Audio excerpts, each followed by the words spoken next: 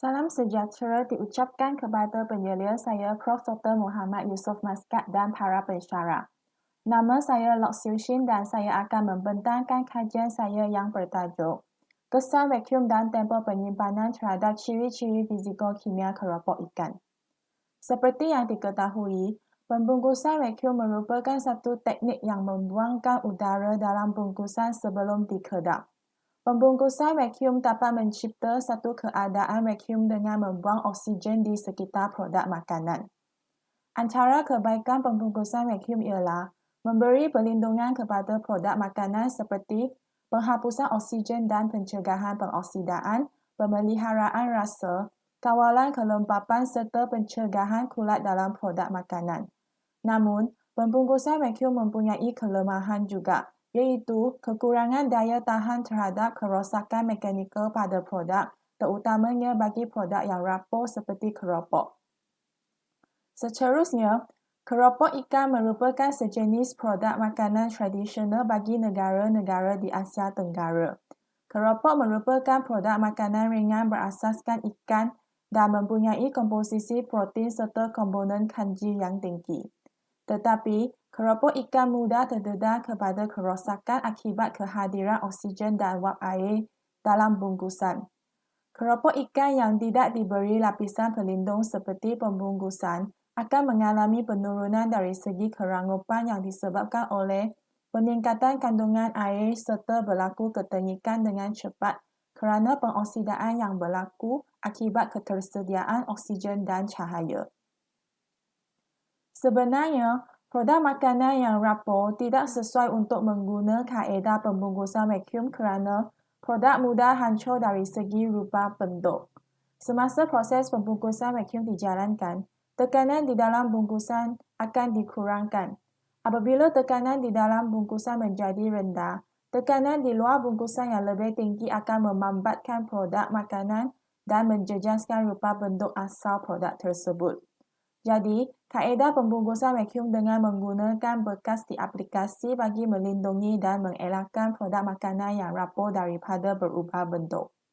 Dalam kajian ini, persoalan yang ingin diketahui ialah adakah ciri-ciri fiziko-kimia keropok ikan akan dijejaskan oleh masa vacuum dan tempoh penyimpanan yang berbeza. Hipotesis dalam kajian ini ialah penggunaan masa vacuum dan tempoh penyimpanan yang berbeza dalam pembungkusan vacuum menggunakan bekas akan mempengaruhi ciri-ciri fiziko-kimia keropok ikan. Seterusnya, objektif kajian ialah menentukan kesan masa vacuum dan tempoh penyimpanan yang berbeza dalam pembungkusan vacuum menggunakan bekas ke atas ciri-ciri fiziko-kimia keropok ikan. Dalam kajian ini, antara bahan yang digunakan termasuklah keropok ikan kering, minyak masak, bekas makanan jenis polipropilena, beg pembungkusan jenis polyamida dan alat penebuk lubang. Selepas itu, kaedah kajian dimulakan dengan penyediaan bekas makanan. Pertamanya, bekas makanan jenis polipropilena ditebuk 30 lubang yang mengelilingi di bahagian sisi bekas dengan menggunakan alat penebuk lubang. Langkah yang kedua ialah proses penggorengan keropok ikan. Keropok ikan kering dimasukkan ke dalam minyak pada suhu 180 darjah Celsius serta digoreng selama 20 saat. Kemudian, sebanyak 35 gram keropok ikan ditimbang dan dimasukkan ke dalam bekas makanan berlubang dan seterusnya dikedap secara vacuum. Dalam proses pembungkusan vacuum, masa vacuum yang berbeza iaitu 3, 4 dan 5 saat digunakan bagi mewakili tahap vacuum yang berbeza. Bagi masa vacuum 0 saat, ialah dikedap dengan menggunakan mesin pengedap biasa dan tidak melalui proses vacuum. Semasa proses pembungkusan dilakukan, analisis tekanan vacuum dijalankan untuk menilai tahap vacuum maksimum yang boleh dicapai bagi masa vacuum yang berbeza. Kemudian, semua sampel yang telah siap dibungkus disimpan mengikut tempoh penyimpanan yang telah ditetapkan pada suhu bilik. Apabila tempoh penyimpanan telah sampai, sampel keropok ikan dikeluarkan dan menjalani analisis fiziko-kimia termasuk daya pematahan, warna, nilai PV dan TBAS. Untuk bahagian analisis statistik, Data yang diperolehi daripada analisis fizikokimia dianalisis dengan menggunakan perisian statistikal SPSS. Ujian statistikal yang digunakan ialah ANOVA diikuti dengan ujian post hoc Duncan's Multiple Range Test. Seterusnya ialah bahagian hasil dan perbincangan kajian. Untuk analisis tekanan vacuum, jadual 1 menunjukkan nilai purata tekanan vacuum pada masa vacuum yang berlainan. Berdasarkan jadual 1, didapati bahawa bacaan tekanan vacuum semakin menurun secara signifikan apabila masa vacuum meningkat dari 0 saat ke 5 saat. Dalam analisis ini, tekanan vacuum yang boleh dicapai ialah berdasarkan masa vacuum yang digunakan semasa proses pembungkusan vacuum. Hal ini kerana mesin pembungkusan vacuum berfungsi untuk mengosongkan udara di dalam beg pembungkusan dan menyebabkan tekanan menjadi lebih rendah. Jadi, semakin lama masa pemprosesan vacuum adalah lebih baik dari segi kualiti vacuum dan pembungkusannya. Hal ini kerana udara ambien mengandungi kira-kira 20.9% oksigen dan perlakuan tekanan rendah dapat menurunkan kandungan oksigen dalam proses pembungkusan vacuum. Oksigen dari udara yang terperangkap di dalam bungkusan akan menyebabkan penolakan produk kerana masalah ketengikan yang disebabkan oleh pengoksidaan lipid. Oleh itu, dengan penggunaan tekanan rendah dalam proses pembungkusan vacuum, kandungan oksigen dalam bungkusan dapat dikurangkan dan produk makanan dapat dilindungi daripada ketengikan oksidatif. Analisis yang seterusnya ialah daya pematahan. Jadual 2 menunjukkan nilai purata daya pematahan bagi sampel keropok ikan yang dikedap pada masa vacuum dan disimpan dengan tempoh penyimpanan yang berlainan. Untuk tempoh penyimpanan selama 15 hari, masa vacuum 0 saat menunjukkan peningkatan daya pematahan yang lebih tinggi secara signifikan berbanding dengan sampel yang lain.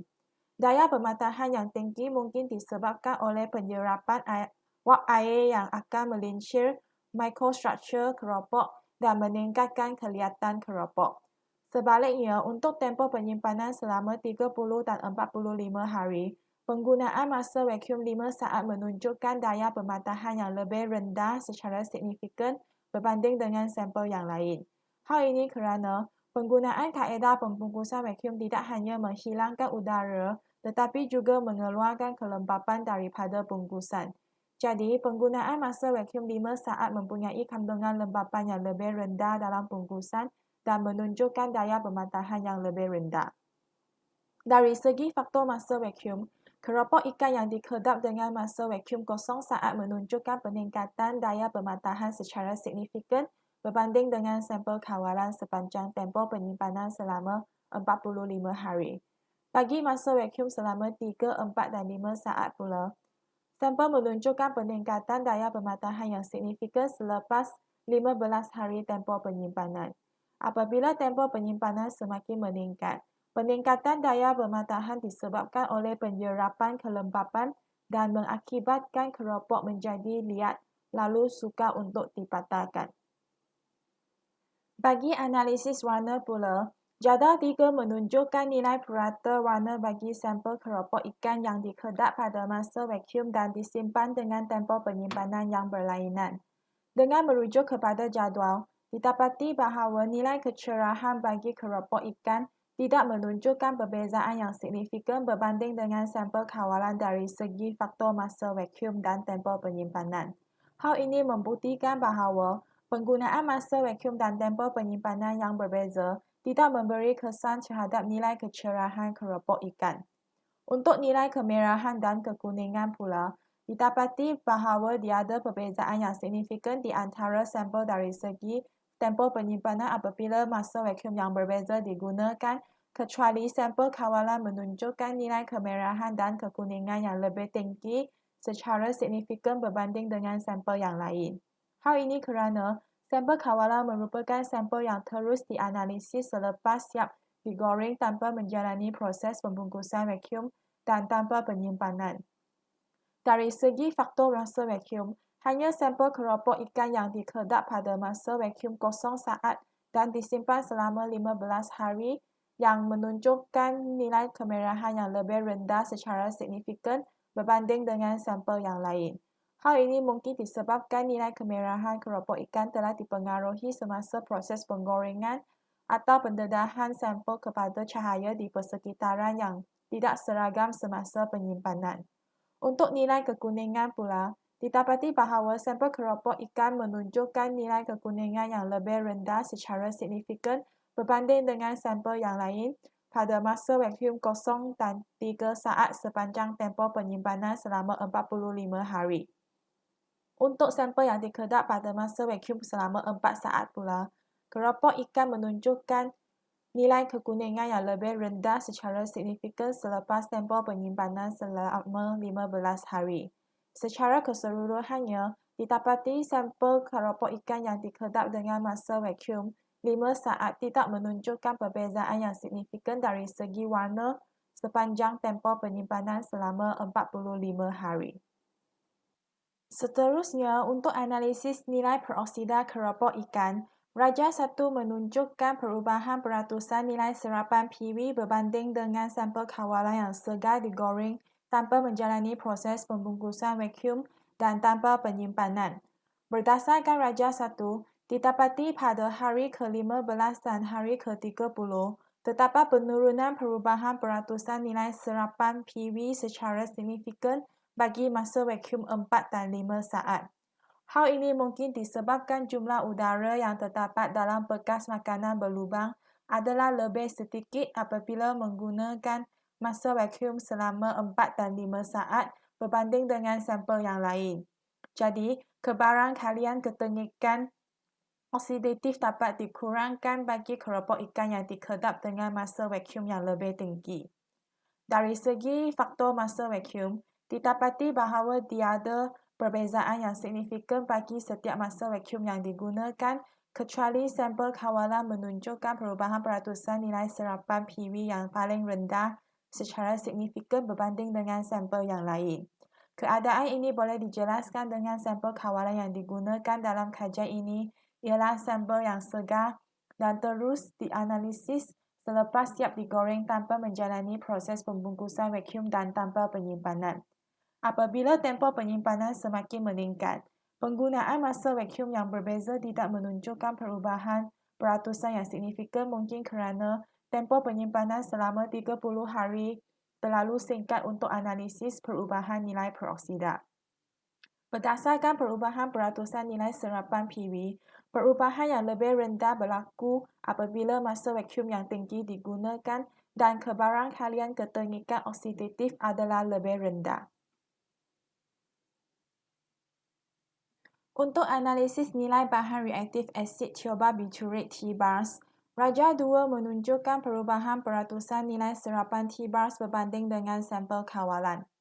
Dengan merujuk kepada Raja 2, didapati bahawa penggunaan masa vacuum 4 dan 5 saat menunjukkan perubahan peratusan nilai serapan T-bars yang lebih rendah secara signifikan pada hari ke-15 berbanding dengan sampel yang lain. Bagi tempoh penyimpanan selama 30 hari, masa vacuum kosong saat menunjukkan perubahan peratusan yang lebih tinggi secara signifikan manakala masa vacuum 5 saat menunjukkan perubahan peratusan nilai serapan T-bars yang lebih rendah secara signifikan berbanding dengan sampel yang dikedap pada masa vacuum 3 dan 4 saat. Hal ini mungkin disebabkan semakin lama masa vacuum digunakan, lebih sedikit oksigen dalam bungkusan lalu menyebabkan pengoksidaan yang lebih rendah. Untuk tempoh penyimpanan selama 45 hari pula, hanya sampel yang dikedap pada masa vacuum kosong saat sahaja yang menunjukkan perubahan peratusan yang lebih tinggi secara signifikan berbanding dengan sampel yang lain.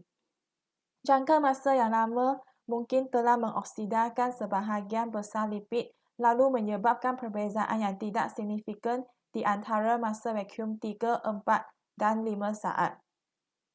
Seterusnya, dari segi faktor masa vacuum, sampel keropok ikan yang dikedap pada masa vacuum kosong saat menunjukkan peningkatan perubahan peratusan nilai serapan T-bars yang semakin tinggi secara signifikan apabila tempoh penyimpanan semakin meningkat berbanding dengan sampel yang lain.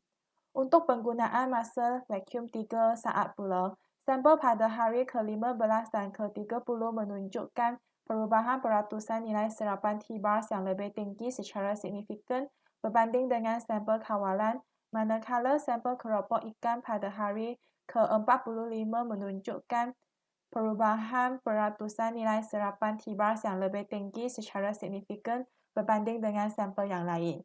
Apabila masa vacuum 4 saat digunakan, sampel keropok ikan hanya menunjukkan peningkatan perubahan peratusan nilai serapan T-bar secara signifikan pada hari ke-30 dan ke-45 berbanding dengan sampel yang lain. Bagi masa vacuum 5 saat pula, sampel menunjukkan peningkatan perubahan peratusan nilai serapan T-bar yang mendadak secara signifikan pada hari ke-45. Peningkatan nilai serapan T-bars boleh dikaitkan dengan jumlah lipid yang terdapat pada produk makanan dan kaedah pembungkusan dengan adanya oksigen yang boleh mengakibatkan ketengikan oksidatif serta tempoh penyimpanan yang semakin meningkat. Pada masa vacuum 0 dan 3 saat, peningkatan perubahan peratusan nilai serapan T-bars yang signifikan bermula dari hari ke-15 hingga hari ke-45 mungkin disebabkan lebih banyak oksigen dalam bungkusan lalu menyebabkan pengoksidaan yang lebih tinggi. Untuk masa vacuum 4 dan 5 saat yang menunjukkan perbezaan signifikan selepas 15 hari penyimpanan, mungkin kerana kandungan oksigen yang lebih rendah disebabkan oleh aras vacuum yang lebih tinggi. Secara kesimpulannya, masa vacuum dan tempoh penyimpanan yang digunakan dalam kaedah pembungkusan vacuum menggunakan bekas akan mempengaruhi ciri-ciri fiziko-kimia keropok ikan. Penggunaan masa vacuum 5 saat dalam proses pembungkusan vacuum memberi perlindungan yang paling baik kepada sampel keropok ikan kerana tahap vacuum yang lebih tinggi boleh dicapai. Jadi, kaedah pembungkusan separa vacuum menggunakan bekas makanan berlubang dapat memberi perlindungan dari segi rupa bentuk dan ciri-ciri fiziko-kimia kepada keropok ikan. Antara cadangan yang boleh dilakukan bagi mempertingkatkan keberkesanan kajian ini termasuklah analisis kandungan kelembapan, pemanjangan tempoh penyimpanan, penggunaan penyerap oksigen dan penyerap lembapan, serta analisis sensori. Berikut merupakan rujukan dalam kajian ini.